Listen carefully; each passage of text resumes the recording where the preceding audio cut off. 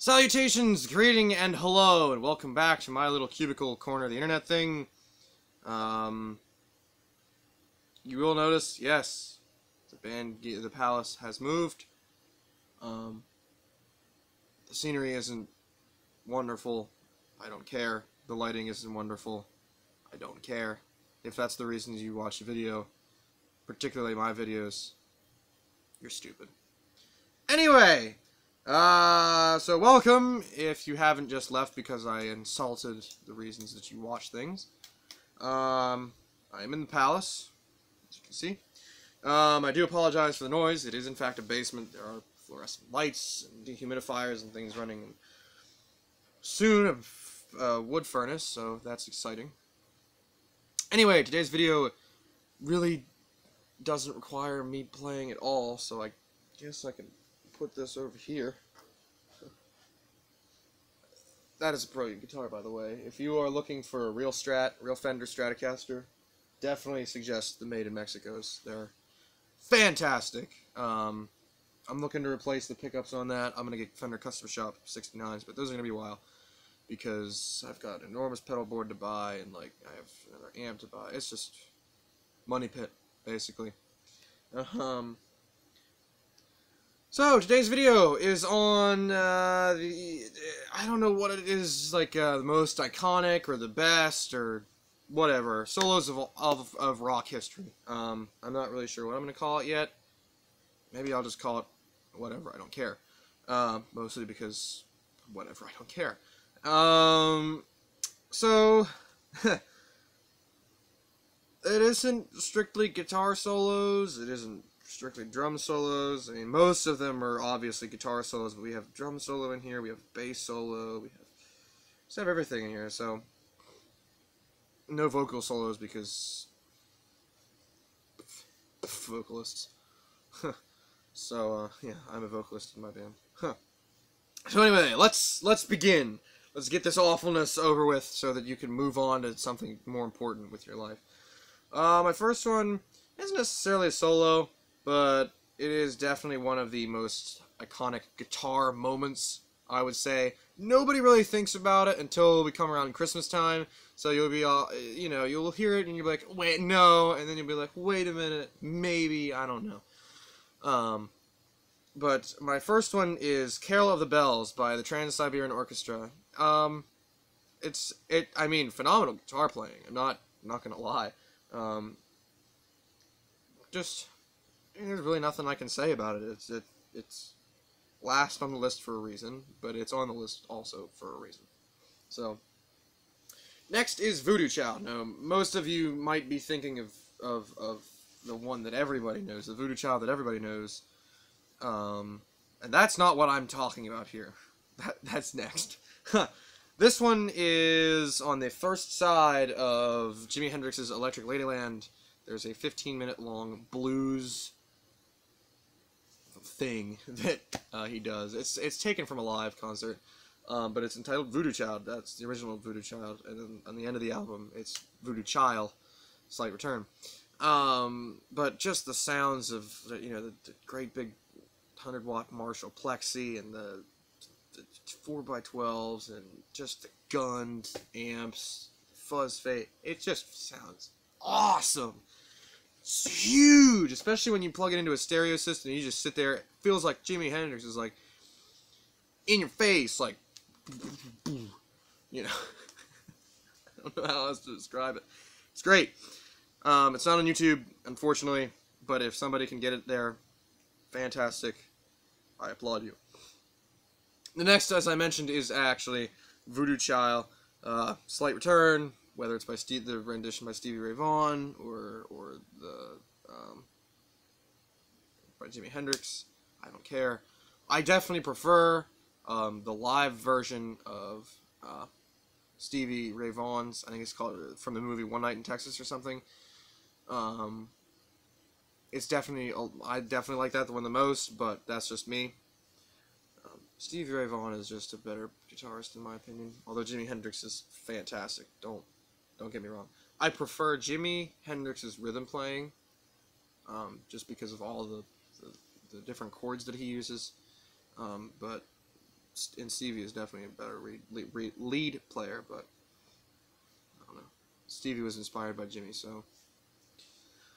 Anyway, we're moving on. This next one isn't necessarily a solo either, but it's just It's just an iconic. Well, it is a solo, but it's not like one person's on stage playing. It's "Stairway to Heaven" by Led Zeppelin, obviously. The solo isn't fantastic. I think it serves the song very well, but it just deserves a spot on this list, basically for just being iconic, you know? Like, just every time you turn on the radio, "Stairway to Heaven." It's always on, so if you haven't heard that, what are you doing here? The next one. Now, this one will surprise some people that I'm friends with, just for the fact that I'm about to break a law of rock. I don't like Metallica. I just don't like it. I don't like metal almost at all. I like Van Halen a little bit, and Judas Priest, 2 albums. That's it. Nickelback's new album is pretty good too. If you haven't listened to it, go check it out. I forget what it's called. I'll put it in the description maybe if I remember. I probably won't because I don't care. But this next one is for the Metallica fans in the audience. I know there's at least 2. Cliff Burton's bass solo.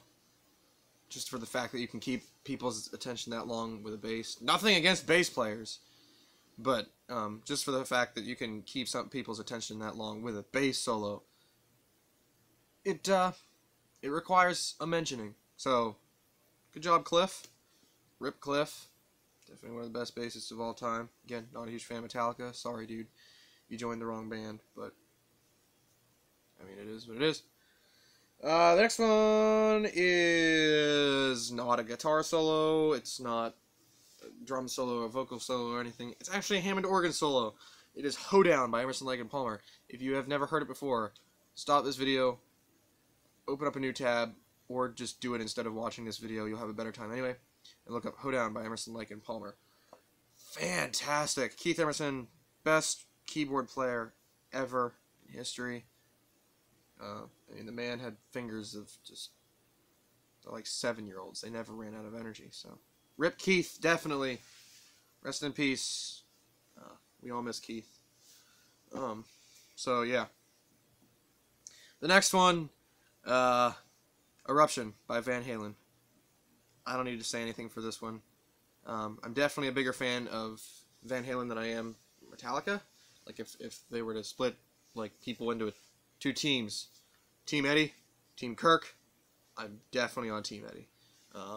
Post what you are down in the comments. I'm actually kind of interested to see who's a fan of who. Team Eddie is definitely better. Eddie could kick Kurt's backside any day of the week, in my opinion. Just his tone is just so cool. But yeah, "Eruption" by Van Halen is just awesome. Again, I'm not a huge fan of metal, but just that shredding and the tap thingy at the end is just massive. It's just awesome. I love it. So yeah. Alright, we're down to the top 2 now. The next one, "Moby Dick" by Led Zeppelin. Well, the solo's not by Led Zeppelin, it's by John Bonham, but you know what I mean. It's just great. I mean, the best one, in my opinion, is from, I think it's 1970 or 71, maybe. Live at the Royal Albert Hall. The same concert that We're Gonna Groove was recorded in. It's just great. Check it out. He plays with his hands. He's just nuts. I mean, absolutely nuts. Go check it out. Even if you're not a drum fan, I definitely suggest it. It's great. John Bonham's a master, and anybody who doesn't think so can leave now. Yeah. Last one, number 1. You know what's coming. Obviously, I got the shirt on. You know, I didn't even do the shirt intentionally, but I don't. Screw it. Greatest guitar solo of all time. Whew. Getting excited. "Come From Down" by David Gilmour. What can I say? It's great. It's all just perfect tone. Right on. It fits the song perfectly. His playing is just... It's definitely one of the more aggressive solos that he did. Or does. Definitely, I would check out both renditions, both the studio and the live at Pulse version. I think Pulse is the best solo he's ever done, in my opinion. But the Pulse version of this song is the best one that he's ever done. But I definitely think that if he had the tone that he had in the studio at Pulse, people's faces would melt.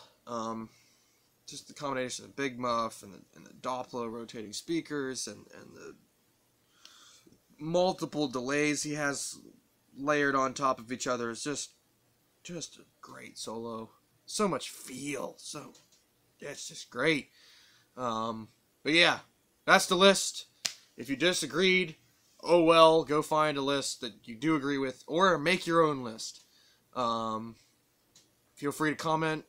I might look at them, I might not. It depends on whether I care enough to do anything or not. So, yeah. That's it. I might do, like an inaugural jam. Just really let out the big guns. Play with all my pedals. Sometime. I'm having a little issue with power right now, because I'm running off a daisy chain, and I have a... Well, here's my signal chain. I have a Vox V847 wah, the Boss BD2 Blues Driver, Metro Harmonics Big Muff, the TC Electronic Dark Matter Distortion, the MXR Phase 90, TC Electronic Nova Delay, the Polara Reverberator, and the Boss RT20 Rotary Ensemble. So my my chain's pretty big, and it's all coming off one daisy chain. So with the big delay pedal on there, it likes to throw a little bit of a fit. So we'll see. It might be a while, it might not. I'm also going to replace the potentiometer in my wall because it's getting a little scratchy, a little dirty. Tried to clean it out, and it didn't work. So anyway, if you want to see a review of any of those pedals, you can say it, but it's not going to happen because I'm not going to do a review of them. But yeah. That is it for this video. I hope you enjoyed. If you didn't, oh well, I guess you just wasted about 13 minutes of your time. 12 right now, but by the time I'm done talking, it'll probably be close to 13. So, if you didn't, you wasted your time. I guess you probably shouldn't watch the next one. Other than that, I've been a Band Geek. This has been a Band Geek's Palace. I hope you have a wonderful rest of your life.